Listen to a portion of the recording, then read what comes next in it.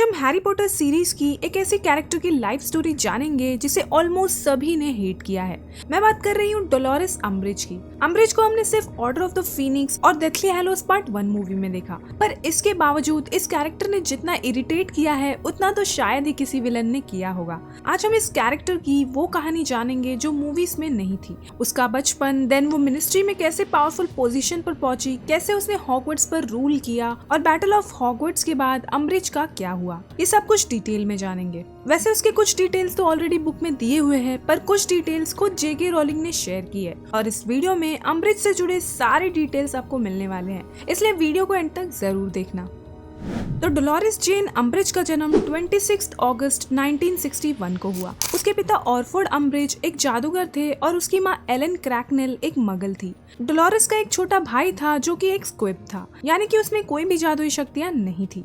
Dolores के parents अपनी शादी में बिल्कुल खुश नहीं थे और डोलोरेस मन ही मन अपने पेरेंट्स से नफरत करती थी। कारण ये था कि उसके पिता ऑरफोर्ड इतने एम्बिशियस नहीं थे। वो जादुई मंत्रालय में डिपार्टमेंट ऑफ मैजिकल मेंटेनेंस में साफ सफाई का काम करते थे। उनका कभी भी प्रमोशन नहीं हुआ, इसी वजह से डोलोरेस उनसे नफरत करती थी और डोलोरेस अपनी माँ से इसलिए नफरत करती थी क्योंकि उसकी माँ एक मगल थी और अम्ब्रिज अपनी माँ और अपने भाई को अपने आप से इंफीरियर मानती थी। ऑरफोर्ड और उसकी बेटी दोनों ही एलन को ही दोष दिया करते थे कि उसकी वजह से आज डोलोरेस के भाई में जादुई शक्तियां नहीं हैं। जब डोलोरेस 15 साल की हुई तब इनका परिवार बंट गया। ऑरफोर्ड और डोलोरेस साथ में रहे और एलन अपने बेटे के साथ मगल वर्ल्ड में वापस चली गई। इसके बाद डोलोरेस ने कभी भी अपनी माँ या भाई को दोबारा नहीं देखा, ना ही उनके बारे में कभी कोई बात की। जब वो 11 साल की हुई तब उसने ओलिवेंडर्स के शॉप से एक जादुई छड़ी खरीदी जो कि बर्च लकड़ी और ड्रैगन हार्ट स्ट्रिंग से बनी थी और उसकी छड़ी सिर्फ 8 इंचेस की थी, जो आमतौर पर काफी ज्यादा छोटी थी।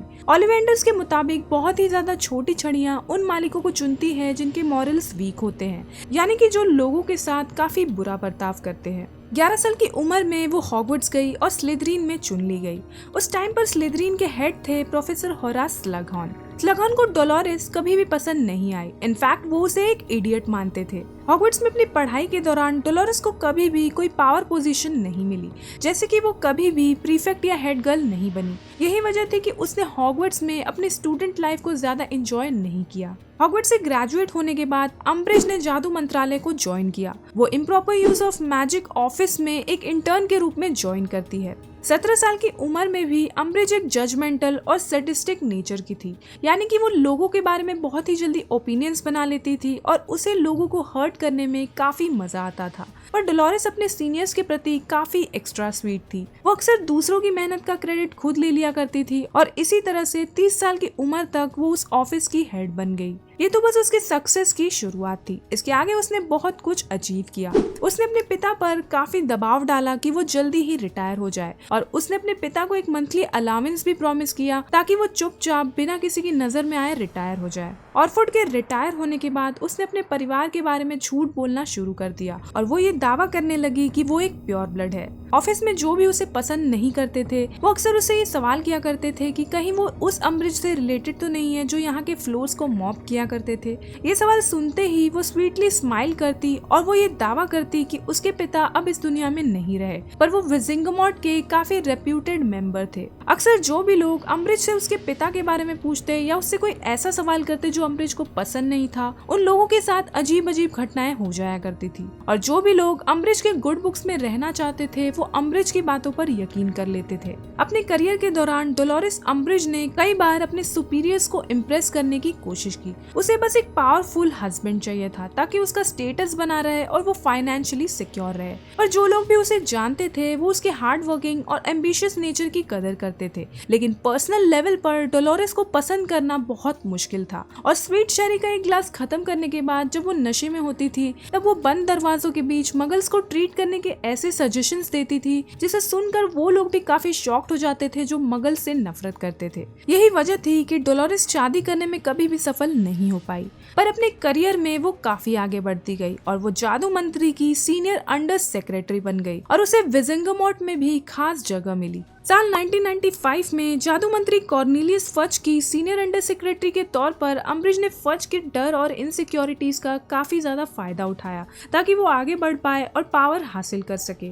जहां एक तरफ हैरी और डंबलडोर जादुई दुनिया को ये यकीन दिलाने की कोशिश कर रहे थे कि वोल्डेमॉर्ट लौट चुका है, वहीं पर फज को ये लगता था कि डंबलडोर उसकी कुर्सी हथियाना चाहते हैं। इसलिए फज मीडिया के थ्रू हैरी और डंबलडोर की इमेज खराब करने में लगा था और वो लोगों को ये यकीन दिलाने में लगा था कि हैरी और डंबलडोर झूठ कह रहे हैं। पर अम्ब्रिज को यकीन था कि फज की कोशिश का कोई भी फायदा नहीं होगा, इसलिए उसने ये मैटर अपने हाथों में लिया और 2 डिमेंटर्स को हैरी पर हमला करने का आदेश दिया। उसे यकीन था कि या तो वो डिमेंटर्स हैरी को मार देंगे या तो हैरी उन्हें भगाने के लिए जादू का इस्तेमाल करेगा, जिसकी वजह से मंत्रालय को एक बहाना मिल जाएगा उसे स्कूल से निकालने के लिए, और क्या पता इस बात के लिए उसे जेल में भी डाल दिया जाए। और अगर ऐसा नहीं भी होता है तो उससे उसकी इमेज जरूर खराब हो जाएगी। जैसा कि हमने देखा, हैरी डिमेंटर्स पर पेट्रोनस चार्म का यूज करता है, जिसकी वजह से उस पर मुकदमा चलता है और डंबलडोर हैरी का केस लड़ते हैं। अम्ब्रिज हियरिंग के दौरान ज्यादा कुछ तो नहीं कहती है, पर जब डंबलडोर ये सवाल करते हैं कि आखिर डिमेंटर्स हैरी तक कैसे पहुंचे, तब अम्ब्रिज डंबलडोर से कहती है कि क्या आपका मतलब ये है कि मंत्रालय ने 2 डिमेंटर्स को हैरी के पीछे भेजा। इस पर डंबलडोर कहते हैं कि वो डिमेंटर्स वहां कैसे पहुंचे, मंत्रालय को इसकी जांच करनी चाहिए। अब क्योंकि कोर्ट में मौजूद ज्यादातर जूरी मेंबर्स हैरी के फेवर में वोट करते हैं, इसलिए हैरी को बाइज्जत बरी किया जाता है और अम्ब्रिज का प्लान फ्लॉप हो जाता है, जिससे अम्ब्रिज को बिल्कुल भी अच्छा नहीं लगता है। लेकिन उसी साल जादू मंत्रालय द्वारा अम्ब्रिज को हॉगवर्ट्स में defence against dark arts teacher appoint किया जाता है। फज ने उसी साल एजुकेशनल डिग्री नंबर 22 कानून पास किया था, जिसके तहत अगर हॉगवर्ट्स का हेडमास्टर अप्रोप्रिएट टीचर को अपॉइंट नहीं कर पाता है तो जादू मंत्री अपने मुताबिक वो टीचर अपॉइंट कर सकते हैं। दरअसल फज ये चाहता था कि हॉगवर्ट्स में स्टूडेंट्स और जादू ना सीखें, क्योंकि उसे लगता था कि डंबलडोर स्टूडेंट्स का इस्तेमाल करके उसकी कुर्सी हथियाना चाहते हैं। इसलिए उसने ये कानून पास किया था ताकि वो अम्ब्रिज को defence against dark arts teacher appoint कर सके। अम्ब्रिज के लिए ये काफी अच्छा मौका था, क्योंकि जब वो स्कूल की स्टूडेंट थी तब उसे कोई भी पावर ऑफर नहीं की गई थी और आज उसके पास वो मौका था। पहले ही दिन स्टार्ट ऑफ टर्म स्पीच के दौरान वो डंबलडोर को टोकती है, जो ना तो टीचर्स और ना ही स्टूडेंट्स को पसंद आता है। वो बहुत ही डल स्पीच देती है और स्टूडेंट से ऐसे बात करती है मानो वो कोई 5 साल के बच्चे हो। उसकी रूड और डल स्पीच के कारण ज्यादातर स्टूडेंट्स उसकी स्पीच पर ध्यान ही नहीं देते और टीचर्स को उससे नफरत होने लग जाती है। अपने पहले क्लास में अम्ब्रिज मंत्रालय द्वारा पास किया हुआ नया सिलेबस सारे स्टूडेंट्स को देती है और उन्हें ये बताती है कि एग्जाम्स पास करने के लिए सिर्फ थियरी ही उनके लिए काफी है, उन्हें जादू प्रैक्टिकली सीखने की जरूरत नहीं है। वो बस स्टूडेंट्स को चैप्टर रीड करने को कहती है और उन्हें सवाल पूछने तक से मना कर देती है। फाइनली हैरी अम्ब्रिज से सवाल करता है कि अगर वो जादू करना नहीं सीखेंगे तो वो खतरों का सामना कैसे कर पाएंगे। तब अम्ब्रिज कहती है कि तुम्हें क्या लगता है कौन तुम जैसे बच्चों पर हमला करेगा।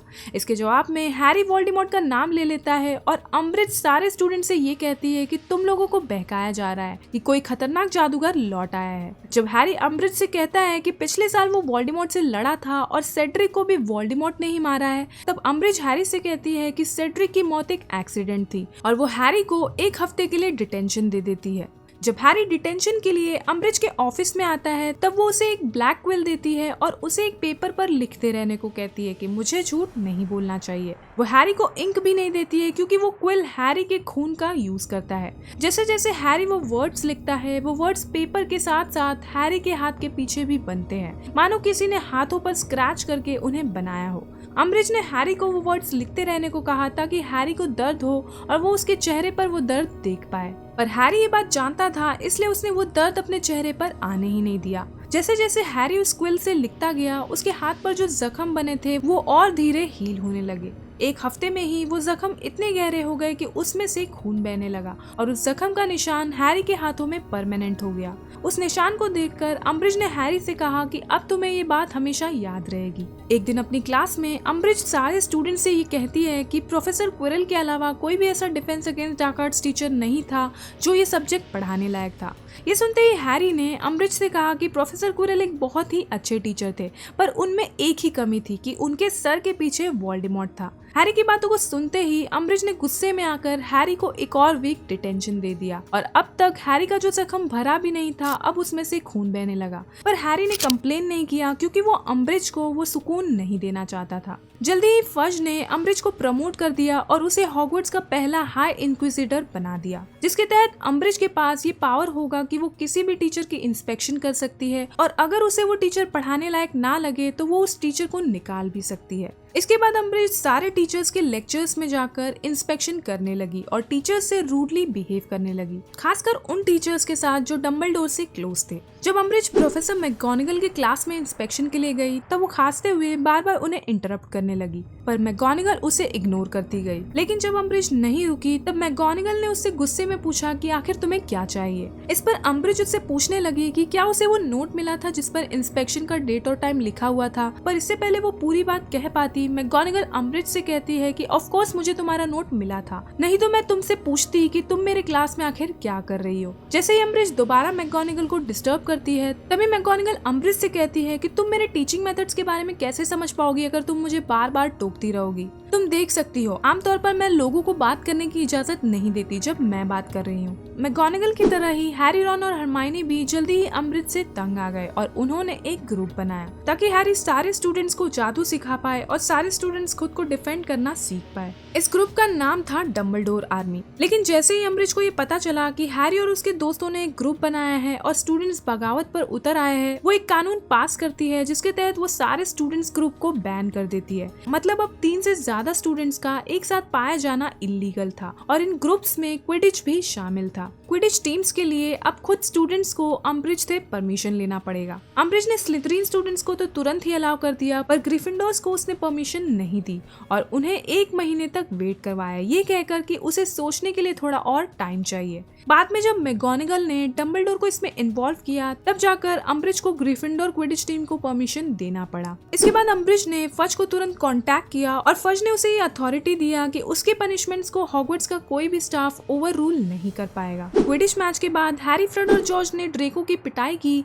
तब अम्ब्रिज ने हैरी, फ्रेड और जॉर्ज को क्विडिच खेलने से परमानेंटली बैन कर दिया और उसने उनकी जादुई झाड़ू भी जब्त कर ली। जब हैरी ने हॉग्समीड जाकर रीटा स्कीटर से एक आर्टिकल लिखवाया जिसमें उसने वोल्डेमॉर्ट की वापसी की पूरी कहानी बताई और उसे लूना की हेल्प से क्विबलर मैगजीन में छपवाया, तब अम्ब्रिज ने क्विबलर मैगजीन को ही बैन कर दिया। पर अम्ब्रिज के इस एक्शन ने क्विबलर के सेल्स को और भी ज्यादा बढ़ा दिया और सारे स्टूडेंट्स सीक्रेटली क्विबलर मैगजीन पढ़ने लगे और इसके बारे में डिस्कस करने लगे। अम्ब्रिज ने प्रोफेसर ट्रेलॉनी को भी स्कूल से निकालने की कोशिश की, पर डम्बलडोर बीच में आए और उन्होंने अम्ब्रिज से कहा कि वो किसी भी टीचर को जॉब से निकाल सकती है, पर वो उसे स्कूल से बाहर नहीं निकाल सकती क्योंकि ये अधिकार सिर्फ हेडमास्टर के पास है। डम्बलडोर ने ट्रेलॉनी की जगह पर एक सेंटर फिरेंस को डिविनेशन टीचर अपॉइंट किया और अम्ब्रिज इस बात से काफी ज्यादा गुस्सा हो गई क्योंकि वो सेंटर्स को हाफ ब्रीड मानती थी और उनसे नफरत करती थी। साल 1996 में डम्बलडोर आर्मी की एक मेंबर मैरिएटा, जो कि जो की फ्रेंड थी, उसने अम्ब्रिज को डीए मेंबर्स के बारे में सब कुछ बता दिया, जिसकी वजह से अम्ब्रिज और स्लिथरिन के स्टूडेंट्स ने रूम ऑफ रिक्वायरमेंट में हैरी को पकड़ लिया। अम्ब्रिज ने इस बात का फायदा उठाते हुए हैरी को स्कूल से निकालने का सोचा। वो हैरी को लेकर डम्बलडोर के ऑफिस में गई और फज को भी वहाँ बुलाया। जब हैरी ने उसके सवालों का कोई भी जवाब नहीं दिया तब उसने मैरिएटा को वहाँ बुलाया और उसे सच बताने को कहा, लेकिन मैरिएटा ने इनकार करते हुए कहा कि आज कोई भी मीटिंग नहीं था और हैरी किसी भी ग्रुप का लीडर नहीं है। दरअसल मैरिएटा ने इनकार इसलिए किया क्योंकि पीछे से किंग्सली ने जादू का इस्तेमाल करके मैरिएटा की यादें बदल दी थी। मैरिएटा को झूठ बोलते हुए देखकर अम्ब्रिज काफी गुस्सा हो गई और वो मैरिएटा को जोर जोर से झटकते हुए उसे सच कहने को कहती है। डम्बलडोर मैरिएटा को बचाने के लिए उठ खड़े होते हैं, पर तभी किंग्सली अम्ब्रिज को रोकता है। अम्ब्रिज वो पेपर भी दिखाती है जिस पर डम्बलडोर आर्मी के मेंबर्स के नाम लिखे हुए थे। ये देखकर डम्बलडोर सारा इल्जाम अपने सर पर ले लेते हैं और कहते हैं कि उन्होंने ही हैरी को ये ग्रुप बनाने को कहा था। डम्बलडोर का कन्फेशन सुनते ही अम्ब्रिज और फज ऑरर्स को डम्बलडोर को अरेस्ट करने को कहते हैं, पर डम्बलडोर वहाँ से भाग जाते हैं। डम्बलडोर के वहाँ से जाने के बाद अम्ब्रिज को हॉगवर्ट्स का हेडमिस्ट्रेस बना दिया जाता है और अब अम्ब्रिज का बुरा वक्त शुरू होता है क्योंकि स्कूल में बहुत से ऐसे स्टूडेंट्स थे जो अम्ब्रिज को पसंद नहीं करते थे, इसलिए वो उस पर प्रैंक्स करने लगे। अम्ब्रिज स्लिथरिन के कुछ स्टूडेंट्स को चुनती है और इंक्विजिटोरियल स्क्वाड बनाती है ताकि वो स्कूल में उन स्टूडेंट पर नजर रख सके जो उसके खिलाफ है। इंक्विजिटोरियल स्क्वाड के साथ साथ फिल्च भी अम्ब्रिज के प्रति काफी लॉयल था। अम्बरिज हेडमिस्ट्रेस बनने के बाद डम्बलडोर के ऑफिस के अंदर जाने की कोशिश करती है, पर वो ऑफिस अम्बरिज को हेडमिस्ट्रेस मानने से इनकार कर देता है और अपने आप वो ऑफिस सील हो जाता है, जिसकी वजह से अम्बरिज उस ऑफिस में नहीं जा पाती है। वो हैरी को अपने ऑफिस में बुलाती है और उसके चाय में तुरंत पोषण मिलाकर उसे सच उगलवाने की कोशिश करती है। अम्बरिज हैरी से डम्बलडोर और सीरियस के बारे में सवाल करती है और पूछती है कि वो आखिर कहाँ पर है, पर हैरी उसकी चाय को पीता ही नहीं है, इसलिए वो अम्बरिज को कुछ भी नहीं बताता। उसी टाइम पर हॉगवर्ट्स में एक जोरदार धमाका होता है। ये काम था फ्रेड और जॉर्ज का। वो दोनों ढेर सारे फायरवर्क्स का इस्तेमाल करके पूरे स्कूल को तहस महस कर देते हैं। वो रॉकेट्स और फायरवर्क्स सारे क्लासरूम्स में फैल जाते हैं, पर टीचर्स उन्हें नहीं हटाते, बल्कि वो अम्बरिज को इस काम के लिए बुलाते हैं और अम्बरिज का पहला दिन एज अ हेडमास्टर हर क्लासरूम से फायरवर्क्स हटाने में ही चला जाता है। जब अम्बरिज फ्लिटविक की हेल्प करती है तब फ्लिटविक अम्बरिज को थैंक्स कहते हैं और ये भी कहते हैं कि वो खुद उन फायरवर्क्स को गायब कर देते, पर उन्हें ये पता नहीं था कि उनके पास ये अधिकार है या फिर नहीं। जब मैगोनागल हैरी को करियर एडवाइस दे रही होती है तब अम्बरिज भी वहाँ होती है। हैरी मैगोनागल को बताता है कि वो एक ऑरर बनना चाहता है। तब मैगोनागल हैरी को बताती है कि उसे किन किन सब्जेक्ट्स पर ज्यादा ध्यान देना है। इसी दौरान अम्बरिज बार बार अपना गला साफ करते हुए इंटरफेयर करने की कोशिश करती है। मैगोनागल कई बार अम्बरिज को इग्नोर करती है, पर जब अम्बरिज नहीं रुकती है तब वो गुस्से में आकर अम्बरिज से पूछती है कि कहीं तुम्हें कफ ड्रॉप्स तो नहीं चाहिए, पर अम्बरिज उसके लिए सीधे ही मना कर देती है। जब मैगोनागल हैरी को बताती है कि उसके defence against dark art subject के मार्क्स बहुत अच्छे हैं, तब अम्बरिज मैगोनागल से कहती है कि शायद तुमने हैरी के रीसेंट ग्रेड्स नहीं देखे हैं, वो मेरी क्लास में अच्छा परफॉर्म नहीं कर रहा है। तब मैगोनागल कहती है कि हैरी ने सारे defence against dark arts test में टॉप ग्रेड्स अचीव किए हैं, जिसे एक कॉम्पिटेंट टीचर ने सेट किया था। ये सुनते ही अम्बरिज गुस्से में आ जाती है और कहती है कि हैरी का तो क्रिमिनल रिकॉर्ड भी है और उसका ऑरर बनने का कोई भी चांस नहीं है। तब मैगोनागल गुस्से में उठ खड़ी होती है और वो हैरी से कहती है कि मैं तुम्हारी ऑरर बनने में पूरी मदद करूंगी, अगर ये मेरा आखिरी काम भी है तो। अगर मुझे तुम्हें हर रात पढ़ाना भी पड़े तब भी मैं ये मेक श्योर करूंगी कि तुम अच्छे रिजल्ट्स हासिल करो। इस पर अम्बरिज कहती है कि जादू मंत्री ये कभी भी अलाउ नहीं करेंगे। इसके जवाब में मैगोनागल कहती है कि जब तक हैरी ऑरर ऑफिस ज्वाइन करने के लिए रेडी होगा तब तक नए जादू मंत्री आ जाएंगे। ये सुनते ही अम्बरिज गुस्से में आ जाती है और वो मैगोनागल से कहती है कि तुम तो यही चाहती हो ना कि डम्बलडोर फज की जगह नए जादू मंत्री बन जाए और तुम मेरी जगह ले सको। इस बात पर दोनों ही झगड़ने लग जाते हैं और एक दूसरे पर चिल्लाने लग जाते हैं। जब फ्रेड और जॉर्ज हॉगवर्ट्स में एक कॉरिडोर को दलदल में बदलने की कोशिश करते हैं तब अम्बरिज उन्हें पकड़ लेती है, पर इससे पहले वो उन्हें सजा दे पाती वो दोनों अपनी जादुई झाड़ू समन करते हैं और वहाँ से भाग जाते हैं। पर जाने से पहले वो पीव्स से कहकर जाते हैं कि उसे अम्बरिज की जिंदगी नर्क बनानी है। फ्रेड और जॉर्ज के जाने के बाद पीव्स ने तो अम्बरिज का जीना हराम कर दिया। वो ब्लैकबोर्ड्स बर्स्ट करने लगा, वास तोड़ने लगा और झूमर भी गिराने लगा। कई स्टूडेंट्स भी अम्बरिज को परेशान करने लगे, जैसे कि वो अम्बरिज के ऑफिस में निफलर्स को छोड़ने लगे, जिससे उसका पूरा ऑफिस तहस महस हो जाता। और इंक्विजिटोरियल स्क्वाड के मेंबर्स के साथ भी अजीब अजीब घटनाएं होने लगी, जिससे उनमें से ज्यादातर स्टूडेंट्स हॉस्पिटल विंग में पहुंच गए। एक रात अम्बरिज ने 5 मिनिस्ट्री ऑफिशियल्स को बुलाया ताकि वो हैग्रिड को अरेस्ट कर सके। वो लोग हैग्रिड पर मंत्र मारने लगे, पर तभी प्रोफेसर मैगोनागल वहाँ पहुंची और उन्होंने हैग्रिड को बचाने की कोशिश की, जिसके दौरान मैगोनागल को 4 स्टनिंग स्पेल्स लग गए और वो बुरी तरह से घायल हो गई। वो मिनिस्ट्री ऑफिशियल्स हैग्रिड को अरेस्ट नहीं कर पाए क्योंकि वो फॉरबिडन फॉरेस्ट में भाग जाता है। कुछ टाइम बाद अम्बरिज हैरी और उसके दोस्तों को अपने ऑफिस में फ्लू नेटवर्क यूज करते हुए पकड़ लेती है। वो हैरी से ये बार बार सवाल करती है कि आखिर वो यहाँ क्या कर रहा था, पर हैरी उसे कुछ भी नहीं बताता। तब अम्बरिज स्नेप को बुलाती है और उससे वेरिटास सीरम मांगती है, जिससे पीते ही इंसान सच कहने लगता है। पर स्नेप अम्बरिज को ये बताता है कि वो पहले ही सारा पोषण स्टूडेंट्स की पूछताछ में खत्म कर चुकी है। अम्बरिज सच जानने के लिए इतनी डेस्परेट थी कि वो हैरी पर क्रूशियाटस कर्स यूज करने की धमकी देती है। हरमाइनी अम्बरिज से कहती है कि ये गैर कानूनी है, जिस पर अम्बरिज कहती है कि जब तक कॉर्नेलियस को ये नहीं पता है इससे कोई फर्क नहीं पड़ेगा। तभी हरमाइनी हैरी को बचाने के लिए अम्बरिज को बेवकूफ बनाती है और उसे डम्बलडोर के सीक्रेट हथियार का पता बताते हुए उसे फॉरबिडन फॉरेस्ट में ले जाती है। वहाँ पर कुछ सेंटोर्स उन्हें घेर लेते हैं, जिसके बाद अम्बरिज उनकी इंसल्ट करती है। अम्बरिज एक सेंटोर पर अटैक करती है, जिसके बाद सारे सेंटोर्स अम्बरिज को पकड़ लेते हैं। वो उसे मारने ही वाले होते हैं, पर डम्बलडोर सही वक्त पर वहाँ पहुँच जाते हैं और वो अम्बरिज को बचा लेते हैं।